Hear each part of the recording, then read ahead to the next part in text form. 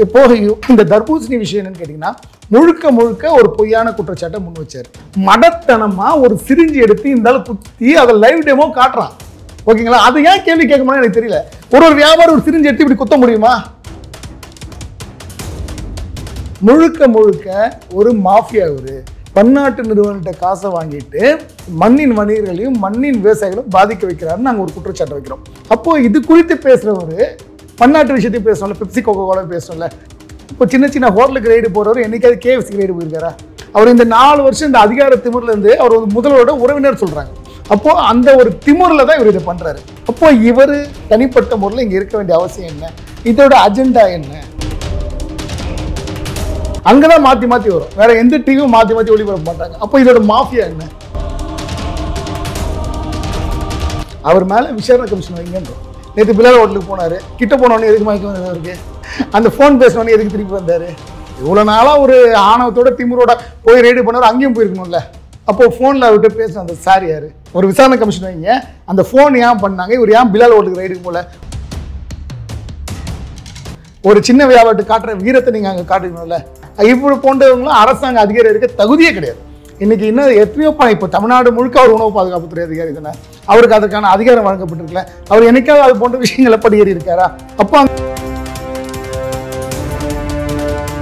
தொழில் போட்டி காரணமாக ஒரு நிறுவனம் இன்னொரு நிறுவனத்தை மூட வைக்கிறதுக்காக இது போன்ற ரைடுகளை இதுவரை ஒரு நடத்தினாரா?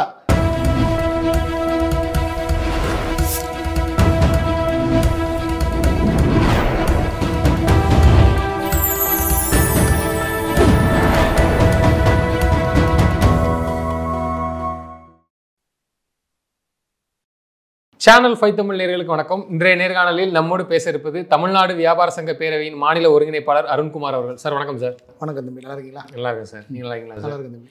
சார், சென்னை மாவட்ட உணவு பாதுகாப்புத்துறை அதிகாரி சதீஷ்குமார் அவர்கள் வந்து மாற்றப்பட்டிருக்காரு. தொடர்ச்சியாக இந்த தர்பூசணி பழத்தில் வந்து மிகப்பெரிய ஒரு அதில் வந்து ஊசி போடுறாங்க, கலரை கலக்குறாங்கன்னு சொல்லிட்டு ஒரு சர்ச்சைக்குரிய பேச்சு அவர் தான் பேசினாரு. நீங்க அது குறித்து வந்து ஒரு பயங்கரமா நீங்க தான் பேசுனீங்க, அதை எடுத்து முன் வச்சீங்க. இன்னைக்கு மாற்றப்பட்டிருக்காரு. பின்னணி என்ன சார்? என்ன எப்படி பார்க்க? ஒரு ஜனநாயகத்துக்கு கிடைச்ச வெற்றியை தான் நாங்கள் இதை பார்க்குறோம். அதாவது சதீஷ்குமார் என்பவர் ஒரு தனிப்பட்ட மண்ணின் வணிகர்களையும் மண்ணின் விவசாயிகளையும் மீது ஏவப்பட்ட ஒரு மிகப்பெரிய பிரம்மாஸ்திரம் தான் அவர். ஓகேங்களா? அவரோட கடந்த 4 வருடங்களாக அவரோட பணியை நீங்கள் பார்த்தீங்கன்னா பொதுமக்கள் வந்து இப்படி ஒரு உணவுத்துறை ஆஃபீஸரா அப்படின்னு சொல்லிட்டு ஒரு நல்ல இமேஜ் மாதிரி கிரியேட் பண்ணியிருப்பார். ஏன்னு கேட்டிங்கன்னா அவர் எங்கே ஒரு இடத்துக்கு ரைடு போனாலும் 10-20 கேமராவோட தான் போவார். அது அப்போதுலேருந்து பார்ப்பீங்க. உடனே இப்படி ஒரு அதிகாரியா, இந்த விழிப்புணர்வு ஏற்படுத்துகிற அந்த விழிப்புணர்வு ஏற்படுத்துகிறன்னு இருந்தாலும் அவர் ஒரு மோசமான ஒரு அதிகாரி. ஏன்னு கேட்டிங்கன்னா அவரோட அந்த அதிகார திமிர் வந்து சின்ன வியாபாரிகிட்ட தான் இருக்கும், பெரிய ஆள்கிட்ட இருக்காது. சின்ன ப்ரொடக்ஷன், அதாவது இந்த 10 ரூபாய் கூல்ட்ரிங்க்ஸ் இருக்குதுங்களா, சுதேசி கூல்ட்ரிங்க்ஸ், அது மேலே தான் இருக்கும், இது மேலே இருக்காது. இப்போ இந்த தர்பூசணி விஷயம் என்னன்னு கேட்டிங்கன்னா முழுக்க முழுக்க ஒரு பொய்யான குற்றச்சாட்டை முன் வச்சார். அதாவது அவர் என்ன சொன்னார்னா, இந்த மெட்ரோசேன் என்ற ஒரு நிறமி ஊசி இருக்குது, அந்த ஊசியை குத்தி இதை பழுக்க வைக்கிறாங்க. இதுதான் அவரோட அடிப்படை குற்றச்சாட்டு. அப்போ வந்து அது வைரலாக பரவுது. இப்போ ஒரு ஒரு சேனலில் ஃபஸ்ட்டு அதை ஒரு விஷயமா பார்க்குறாரு. அந்த சேனல் மாற்றி மாற்றி மாற்றி மாற்றி அதை காட்டுறாங்க. அப்புறம் ஒரு இடத்துல ரைடு போகிறாரு, இதை காட்டுறாரு. ஓகேங்களா? அப்போ மக்கள் மத்தியில் என்ன ஆகுது? இதெல்லாம் சாப்பிட்டா கேன்சர் வந்துடுமோ அப்படின்னு. ஏன்னா இப்போ வந்து நார்மலாக கேன்சர் வந்து அதிகமாக பரவிட்டு இருக்கு. அப்போது மக்கள் மத்தியில் என்ன பதிய வைக்கப்படுது? தர்பூசணி சாப்பிட்டா கேன்சர் வருது. வியாபாரிகள்லாம் அதில் வந்து கொள்ளை லாபத்துக்காக உடனே பழுக்க வச்சு பண்ணுறாங்க அப்படின்ற ஒரு தவறான விஷயத்தை வந்து பதிய வைக்கிறாரு. அப்போது டன்னு 7,000 ரூபாய்க்கு விற்ற தர்பூசணி, 13,000 விற்ற தர்பூசணி 2,000 ரூபாய்க்கு வந்துடுது. விவசாயிக்கு அடைக்க விலையே ஒரு டன்னுக்கு 7,000 ரூபாய் ஆகி போயிடுது. அப்போது அதுக்கெல்லாம் இவர் இழப்பீடு கொடுப்பாரா? அப்போது நாங்கள் என்ன குற்றம் சாட்டுறோன்னா முழுக்க முழுக்க ஒரு மாஃபியா. ஒரு பன்னாட்டு நிறுவனத்தை காசை வாங்கிட்டு மண்ணின் வணிகர்களையும் மண்ணின் விவசாயிகளும் பாதிக்க வைக்கிறாருன்னு நாங்கள் ஒரு குற்றச்சாட்டை வைக்கிறோம். எதற்கு இந்த குற்றச்சாட்டை வைக்கிறோன்னு கேட்டிங்கன்னா, இப்போ நார்மலாக இது வெயில் சீசனாக தாகம் அதிகமாக இருக்கும். மக்கள் வந்து ஒரு தர்பீஸ் ஒரு 10 ரூபா பீஸ் வாங்கி சாப்பிட்டு கம்முன்னு போயிடுவான். அது இல்லைன்னா அவன் மறுபடியும் கொக்கோ கோலாவையும் பெப்சியும் குடிக்க வைப்பான். அப்போது ஏற்கனவே கடந்த ஒரு 2 வருஷத்துக்கு முன்னாடி ஒரு பெரிய வேலையை பார்த்தார். என்ன பார்த்தாருன்னா, இந்த சின்ன கூல்ட்ரிங்க்ஸ் கம்பெனிலாம் ரைடு போகிறேன்னு சொல்லிட்டு அதே ஸ்டுடியோவில் உட்காந்து பேசுகிறார். என்ன பேசுகிறாருன்னா, இதெல்லாம் நீங்கள் வாங்கி குடிக்காதீங்க அப்படின்னு பேசுகிறாரு. அதை நாங்கள் ஏற்றுக்கொள்கிறோம். ஏதோ ஒரு இடத்துல தப்பு நடக்கலாம், சரியா? அது மாற்று கருத்து கிடையாது. அப்போது இது குறித்து பேசுகிறவர் பன்னாட்டு விஷயத்தையும் பேசணும்ல, பெப்சி கோகோ கோலா பேசணும்ல. பெப்சி கோகோ கோலா ஒரு பூச்சிக்கொல்லி மருந்துன்னு சொல்கிறாங்க. அது வந்து டாய்லெட்டை க்ளீன் பண்ண கூட அது லாக் இல்லைன்னு நான் இதே ஊடகங்களில் வருது. அது குறித்து ஏன் அவர் பேச மாட்டேன்றாரு? இப்போ சின்ன சின்ன ஹோட்டலுக்கு ரைடு போகிறவர் என்னைக்காவது கேஎஃப்சி ரைடு போயிருக்காரா? KFCன்றது என்னது 6 மாதம் ஃப்ரோசன் சிக்கன் ஆஸ்திரேலியாவிலேருந்து இங்கே வருது. என்னைக்காவது அது போன்ற நிறுவனத்தில் ஒரு ரைடு போயிருக்காரா? ஒரு 5 ஸ்டார் ஹோட்டலுக்கு ரைடு போயிருக்காரா? டிமார்ட் போன்ற பெருநிறுவனங்களுக்கு, லேன்ஸ் போன்ற பெருநிறுவனங்களுக்கு என்னைக்காவது போயிருக்காரா? ஆன்லைனில் இன்றைக்கி ஆர்டர் பண்ணால் என்ன வேணால் கிடைக்கும் உங்களுக்கு. இந்த மாதிரி ஆன்லைன் நிறுவனத்தில் என்றைக்காவது ஆர்டர் பண்ணி அதை வர வச்சு அதோட தரத்தை அவர் என்றைக்காவது செக் பண்ணியிருக்காரா? ஒரு நியாயமான அதிகாரி இருந்தால் அதை பண்ணணும்ல. அப்போது இவர் முழுக்க முழுக்க பன்னாட்டு நிறுவனங்களோட கைக்கூலின்னு தான் நாங்கள் குற்றம் சாட்டணும். உண்மையிலே இது ஒரு விவசாயத்துக்காக இந்த ஊடகங்கள்லாம் ஒரு பெரிய அளவில் முயற்சி எடுத்து இந்த செய்தியை திருப்ப பண்ணி முதல்வர் காதுக்கு போய் அவர் மாற்றப்பட்டிருக்கார்.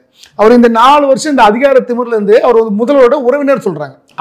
ஆமாம், முதல்வரோட உறவினர். ஏன்னா நாங்கள் 2 வருஷத்துக்கு முன்னாடி இதை பண்ணும்போது இது ஊடகங்களை இந்த அளவு பெரிய செய்தி ஆக்கப்படினா அவர் அன்னைக்கே மாற்றிருக்கணும். அப்போது அந்த ஒரு திமிரில் தான் இவர் இதை பண்ணுறாரு. ஓகேங்களா? இல்லை, அந்த குற்றச்சாட்டை நம்ம வைக்கிறோம். என்னதான் ஒரு அதிகாரி ஆளுங்கட்சிக்கு உறவினர், அதனாலதான் இவர் செயல்படுறாங்கிறது எந்த அளவுக்கு அது ஒரு இல்ல, அந்த திமிர்ல தான் அவர் இருக்கான்னு சொல்றோம். ஏன்னா நாங்களே அவங்க உறவினர் தானே. ஆமா, அப்படிதான் சொல்றாங்க. நாங்க கேள்விப்பட்டவர்ல ஒரு ஆளுங்கட்சி உறவினர் தான் சொல்றாங்க. நிறைய ஊடகங்களும் அதை உறுதிப்படுத்தி இருக்கு. அந்த திமிர்ல தான் அவர் பண்றான்னு சொல்றாங்க. ஏன்னா ஒரு டிஓவா இருக்கவர் ஒரு கேமரா எடுத்துட்டு போக தேவையில்ல. அவர் ஒரு புகழ் விரும்பி. நீங்க நல்லா தெரிஞ்சீங்க, எத்தனையோ அரசு அதிகாரிகள், நேர்மையான அதிகாரிகள் பணிபுரிகிறாங்க. இவர மாதிரி கேமரா எடுத்துட்டா போறாங்க? ஒரு போலீஸாக இருக்கட்டும், ஒரு மாவட்ட கலெக்டராக இருக்கட்டும், எத்தனையோ துறை சார்ந்த அதிகாரிகள் இருக்காங்க. அப்போ அவங்களாம் நேர்மையாக பணிபுரியலையா? இல்லை, இவருக்கு இதுக்கு முன்னாடி இவர் ஒரு 4 வருஷம் ஆகுது. இதுக்கு முன்னாடி ஒரு டிஓவாக இருந்தாங்க. அப்போ எல்லாம் தவறாக பணிபுரிஞ்சாங்களா? அப்போ அவங்களாம் அவங்க பணியே புரியலையா? அதை அரசு ஒத்துக்குதா? அதுதான் எங்களோட கேள்வி. இதுக்கு முன்னாடி இந்த இடத்துல ஒருத்தர் இருந்திருப்பார்ல, அவர் கலப்படத்தை தடுக்கலையா? அவர் ரைடு போகலையா? தப்பு பண்ணவங்களை தண்டனை வாங்கி கொடுக்கலையா? அப்போ இவர் தனிப்பட்ட முறையில் இங்கே இருக்க வேண்டிய அவசியம் என்ன?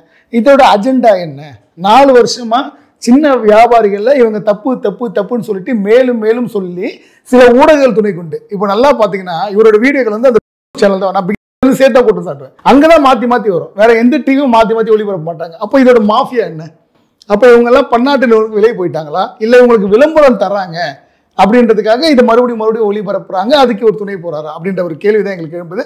இன்னைக்கு மாற்றிருக்காரு. அதுக்கு நாங்கள் முதல்வருக்கு நன்றி சொல்லியிருக்கோம். அவர் மேலே விசாரணை கமிஷன் வைங்கன்றோம். இவர் வரை இத்தனை வாட்டி போனது அவசியம் என்ன? நேற்று பிலால் ஹோட்டலுக்கு போனார். கிட்ட போனோடனே எதுக்கு மயக்க வந்தது அவருக்கு? அந்த ஃபோன் பேசினோடனே எதுக்கு திருப்பி வந்தார்? இவ்வளோ நாளாக ஒரு ஆணவத்தோட திமிரோட போய் ரைடு பண்ணவர் அங்கேயும் போயிருக்கணும்ல. அப்போது ஃபோனில் அவர்கிட்ட பேசின அந்த சார் யார்? அதெல்லாம் வெளிக்கொண்டு வரணும். ஒரு விசாரணை கமிஷன் வைங்க. அந்த ஃபோன் ஏன் பண்ணாங்க? இவர் ஏன் பிலால் ஹோட்டலுக்கு ரைடுக்கு போகல? ஒரு ஆண் மகனாக இருந்தால் அவர் அங்கே போயிருக்கணும்ல. ஒரு சின்ன வியாபாரத்தை காட்டுற வீரத்தை நீங்கள் அங்கே காட்டிக்கணும்ல. அங்கே ஒரு மீடியாவை கூட்டி நீங்கள் எக்ஸ்பிளைன் பண்ணிக்கலாம். ஏன் பண்ணல? அந்த கேள்வி நீங்கள் அவர்கிட்ட கேளுங்க. அதே நேரத்தில் தர்பூசணி குறித்து அவர் பழங்கள்லாம் போய் கடையாக போய் வெட்டுறது காமிக்கிறதுன்னு தொடர்ச்சியாக இருந்துச்சு. நேற்று ஒரு வீடியோ அவரே வெளியே அந்த பத்திரிகையில் கொடுக்குறாரு. என்ன சொல்றாருன்னா, இல்லை நம்ம விவசாயிகள் பழத்தை சாப்பிடலாம், இது நேச்சரான அந்த லைட்டு பிங்க் நிற கலரு, அப்போ இது நேச்சரு டார்க்காக இருந்து அப்படின்னு சொல்லி அவரே பேசுறாரு. இன்னைக்கு மாற்றப்படுறாரு. அதாவது இது முழுக்க எங்கள் போராட்டத்துக்கான வெற்றி.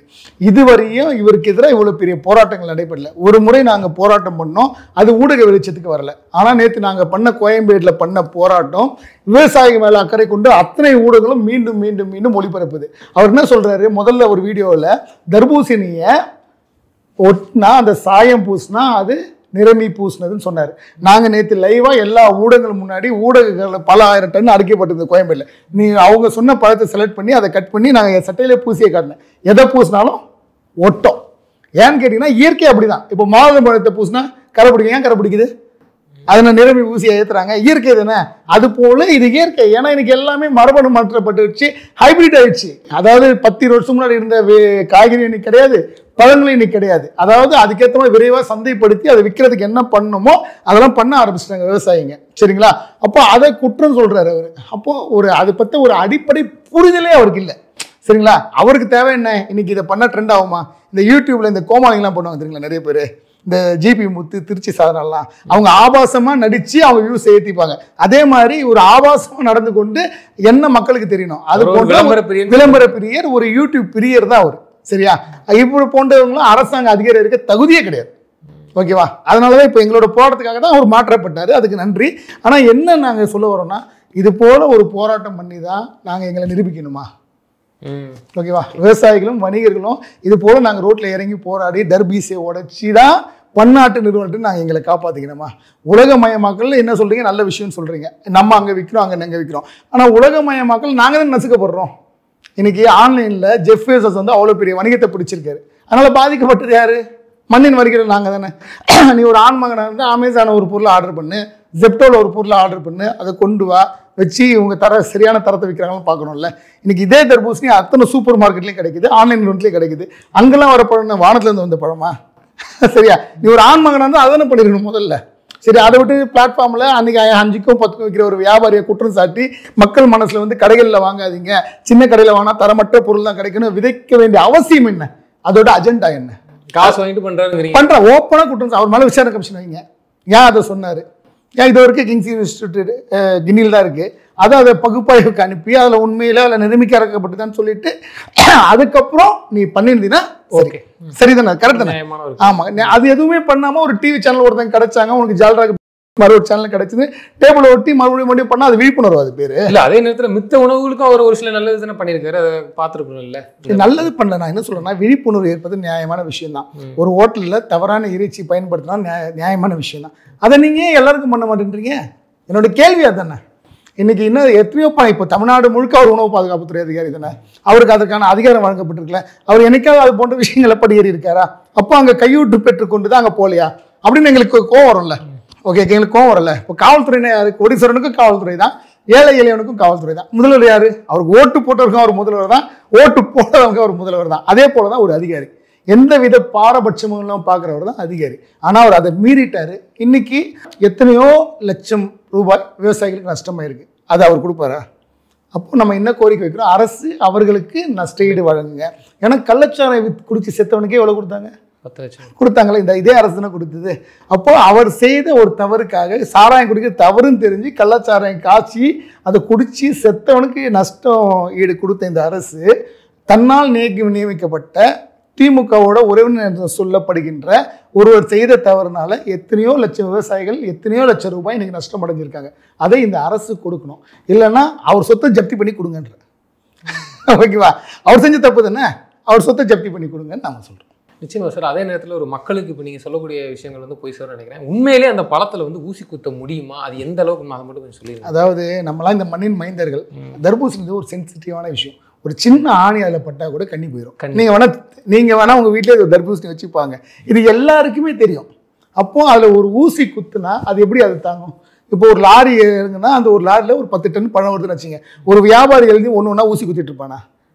எவ்வளோ ஒரு கேவலமான விஷயம் கொஞ்சம் பாருங்கள். இப்போ நீங்கள் இந்த புகை மூட்டம் போகிறது, இந்த ஸ்ப்ரே அடிக்கிறது கூட ஏதாவது ஒரு வாய்ப்பு நீங்கள் சொன்ன மாதிரி அது கூட அதை பண்ணுற வந்து மிக கடுமையான குற்றவாளி தான். உணவுப் பொருளை எவன் கலப்படம் பண்ணுறானோ அவனுக்கு கடுமையான குற்றவாளி தான். ஆனால் தண்டிங்க தான் சொல்கிறோம். அது ஸ்ப்ரே அடிக்கிறது கூட ஒரு லாஜிக் இருக்குது. ஒரு ரூமில் மொத்தமாக போட்டு இப்படி ஸ்ப்ரே அடிக்கிறாங்க, இல்லை கார்பெட் கல் வச்சு பழுக்க வைக்கிறாங்கன்னா அதில் வந்து ஏதோ ஒரு லாஜிக் இருக்குது, ஒரு அடிப்படை குற்றம் இருக்குது. ஒரு தர்பூசணி சிரிஞ்சு எடுத்து ஒருத்தர் குத்திட்டு இருப்பாங்களா? மடத்தனமாக ஒரு சிரிஞ்சு எடுத்து இந்த குத்தி அதை லைவ் டெமோ காட்டுறான். ஓகேங்களா? அது ஏன் கேள்வி கேட்க முடியும் எனக்கு தெரியல. ஒரு வியாபாரம் ஒரு சிரிஞ்சு எடுத்து இப்படி குத்த முடியுமா? பிளாட்ஃபார்ம்ல கடை வைக்கிறோம், அவர் பெரிய பப்ளிக்கா வச்சு குத்த முடியுமா? எப்படி ஒரு அடிப்படை புரிதல் இல்லாம தான் செஞ்சது தவறு இல்லைன்னு மீண்டும் மீண்டும் அந்த கேவலமான மனிதன் மறுபடியும் எப்படி பண்றாரு எனக்கு அதுவே தெரியல. அப்போ அதை புரிஞ்சுதான் இன்னைக்கு இந்த ஒரு விஸ்வரூபமா எடுத்ததுனால தான் அரசு அவரை மாத்திருக்கு. அவர் மேல விசாரணை கமிஷன் வைங்க. ஓகேங்களா? இந்த மாதிரி குற்றவாளிகள் தப்பிக்கவே கூடாது. இந்திய அரசியலமைப்பு என்ன சொல்லுது? ஒரு குற்றவாளி தப்பிச்சாலும் 1000 நிரபராதிகள் தப்பிக்க கூடாது. ஆனா இவர் என்ன பண்றாரு? ஒரு குற்றவாளியை தண்டிக்கிறதுக்காக 1000 நிரபராதிகளை சேர்த்து தண்டிக்கிறார். சரியா? இப்போ இவர் சொன்ன மாதிரி ஏதோ ஒரு இடத்துல ஒன்று பண்ணாலும் அவன் தான் தண்டிக்கப்பட்டிருக்கணும். ஆனா இன்னைக்கு எத்தனையோ தவறே செய்யாத வணிகர்களும் விவசாயிகளும் தண்டிக்கப்பட்டிருக்கிறார்கள். அதுக்கு தண்டனை கண்டிப்பா அவர் கொடுக்கணும். அவர் மேல விசாரணை கமிஷன் வச்சு அவர் நீதிமன்றம் தானா முன் வந்து இந்த வழக்கு எடுத்து எத்தனையோ வழக்குல நீதிமன்றம் தானா முன் வந்து எடுக்குது. அந்த மாதிரி எடுத்து இவரை சிறைக்கு அனுப்பணுன்றது எங்களோட கோரிக்கை. அப்பதான் மற்ற அதிகாரிகள் திருந்துவாங்க. ஓகேவா? தவறு பண்ணணும் தண்டனை நான் மறுபடியும் சொல்றேன். அவனுக்கு தண்டனை கொடு, அவனுக்கு ஃபைன் போடு, கடையை சீல் வை. அதுக்கு நாங்கள் வந்து இதுவரை போராட்டம் பண்ணது இல்லையா? இதுவரை ஒரு எதுக்கு நாங்கள் போராட்டம் பண்ணியிருக்கோமா? 2 முறை தான். அது கூல்ட்ரிங்ஸ் ஒன்று, இதே ஒன்று. மற்றெல்லாம் நாங்கள் நியாயப்படுத்துகிறோம். அப்போ ஆனால் இது போன்ற ஒரு தவறாக இப்போ எங்களுக்கு என்ன வருதுன்னா, தொழில் போட்டி காரணமாக ஒரு நிறுவனம் இன்னொரு நிறுவனத்தை மூட வைக்கிறதுக்காக இது போன்ற ரைடுகளை இதுவரை ஒரு நடத்தினாரா அப்படின்ற ஒரு கேள்வி தான் எங்களுக்கு எழும்புது. அதை விளக்க வேண்டிய அவசியம் வந்து அவரே வாலண்டியராக வைக்கலாம். இத்தனை இடத்துல நான் இது சோதனை பண்ணேன், இதை நான் பகுப்பாய்வுக்கு அனுப்பினேன், இந்த ரிசல்ட் வந்துன்னு சொல்லிட்டு அவரால் நிரூபிக்க முடியுமா? நிரூபிச்சிட்டா கண்டிப்பாக அது சரிதான். இல்லைன்னா அவர் வந்து சிறை தண்டனை தான் கண்டிப்பாக அனுபவிக்கணும். இப்போ நம்ம தமிழ்நாட்டு மக்கள் வந்து தமிழ்நாட்டில் விளையக்கூடிய அந்த தர்பூசணி பழத்தை சாப்பிடலாம், தாராளமாக சாப்பிடலாம். நம்ம வந்து நேற்று அத்தனை தர்பூசணியை சாப்பிட்டு காட்டினேன். நேற்று மதிப்பிற்குரிய சுப்பிரமணியம் அவர்கள் அதை பண்ணி காட்டினாரு. மீண்டும் மீண்டும் சொல்கிறேன், தர்பூசணியை சாப்பிடுங்க. பன்னாட்டு குளிர்பானங்களை குடிக்காதீங்க, பதப்படுத்தப்பட்ட உணவுகளை தவிருங்க, நம்ம விவசாயிகளை நம்ம தான் வாழ வைக்கணும், இது போன்ற திருடர்கள் இதை தான் பண்ணுவாங்க, இந்த திருடர்கள் பேச்சை கேட்காதீங்க, இது போன்ற ஒரு விஷயம் வந்ததுன்னா எங்களை போன்ற விவசாயிகளை கூப்பிட்டு கேளுங்க, வணிகர்களை கூப்பிட்டு கேளுங்க. ஏன்னு சொல்கிறேன்னா, இப்போ அந்த பிரச்சனை வரும்போது ஒரு விவசாய சங்கம் வந்து ப்ரெஸ் மீட் வச்சாங்க, ஆனால் அது பெரிய அளவில் ரீச் ஆகலை. அப்போ நாங்கள் போராட்டம் பண்ணதுக்கு அப்புறம் தான் இந்த விஷயம் வருது. அப்போ எல்லா விஷயத்தையும் ரோட்டுக்கு வந்து போராடி எங்கள் வேலை வெட்டியை விட்டு வந்து போராடினா தான் எங்களுக்கு நீதி கிடைக்குமா? அப்ப இன்னொரு கேள்வி அதில் எழுதுல, தவறு இல்லைன்னா இவரையா மாற்ற போறாங்க? ஆமா, உண்மை. அவர் தவறு செய்தாரு, மறுபடியும் மட்டும் சொல்றேன், அவர் தவறு செய்தார், அதனால மாற்றப்பட்டார். அப்போ இது போன்ற தவறுல இது இப்போ போஸ் என்பவர் கூடுதலாக வந்திருக்காரு. நாங்கள் என்ன சொல்றோம்னா, மறுபடியும் சொல்றோம், நிறைய அதிகாரிகளை நியமிங்க, உண்மையிலே இது போல தவறு செய்தவர்களை தண்டியுங்க, ஆனால் நிரபராதிகளை தண்டிக்காதீங்க, வியாபாரிகளையும் மண் சார்ந்த விவசாயிகளையும் காப்பாத்துங்க. நிச்சயமா சார், தொடர்ந்து தங்களது கருத்துக்களை பகிர்ந்தமைக்கு நன்றி. நன்றி, ரொம்ப நன்றி தம்பி, நன்றி.